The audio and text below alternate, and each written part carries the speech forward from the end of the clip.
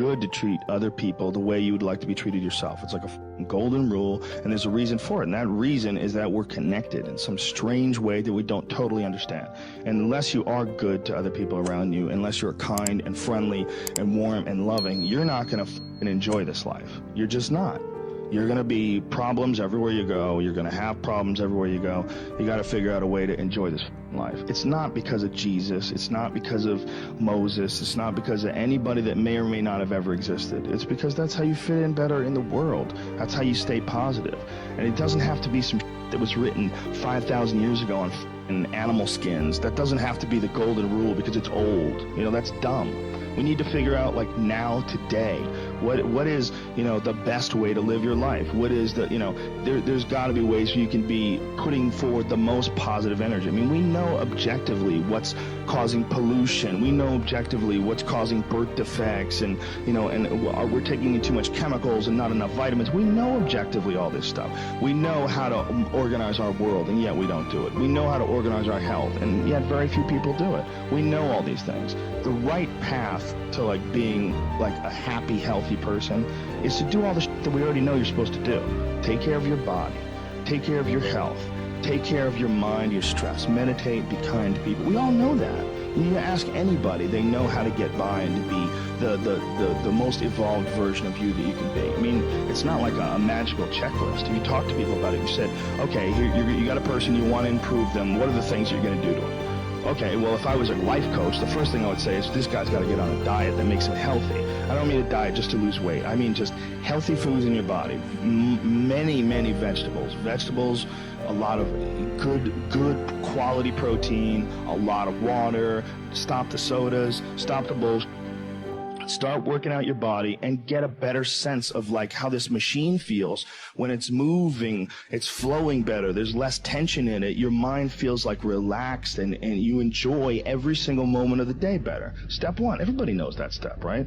What's step two? Be cool to people. Be nice to as many people as you can. Smile at as many people as you can. Have them smile back at you. Tip well when you go to restaurants. Just do the most you can. Be as nice as you can, you know, and just still manage to not have people walk all over you. Just get through this life and be as nice as you can.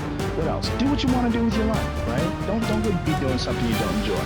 Don't do something don't get locked into, you know, a car that you can't afford and doing something crazy because you need the money. Don't do that. Do what you want to do. Do what the is it that you really want to do. Because if someone else is doing it, you can do it, you know? I mean, everybody makes their own path through this world, but a lot of people don't follow the path that they really feel pulled to, you know? Because for whatever reason, they got negative programming. You know, when they were kids, someone told them they couldn't do it, or told them to take the shortcut, or take the short route. That's a sad thing, man, when you talk to dudes, especially like talented dudes, and they don't follow up with what they want to do, you know? A bunch of people that will say, yeah, well, I have a family, so, you know, it's a great idea for you to just go out there and go crazy. I have people to support. You need to listen. Stop saying that. Stop saying any of those things. Every single person who has ever done anything worthwhile or exceptional or difficult or extraordinary, anyone, whether it's great artists or authors or mathematicians or whatever it is, everyone encounters difficulties. There is no easy road. It does not exist. It is impossible. Everyone has issues. If you have time to pursue a hobby, if you have time to do anything in your life, you can better yourself. And here's one way you never better yourself. When you come up with excuses for why other people are successful and you're not. That is dangerous. When you give yourself an escape. Yeah, well, that's easy for you to say. You know, you do this, you do. Trust me. Everybody has a hard road. I wanted to jump out a window several times during my young life. I wanted to jump in front of a train and just end it because it's too much pressure. Not really. But you know what I'm saying. Theoretically. We all go through hard times. We all go through depression. We all go through doubt and moments in your life where it's really difficult and you're trying to figure out what your path is going to be. It's hard as shit. But Stefan and I were talking about this before the podcast starts, that is what makes you a person. And those difficult moments are what build your character. Show me a great man who's the son of a great man. And that's what we're saying. These kids that are born billionaires, you're You're never going to be a self-made person. You have a backup trust for your backup trust for your trust. And you're man. I'm fascinated by martial arts. I'm fascinated by comedy. I'm fascinated by many, many different things. I don't understand when people say they're bored.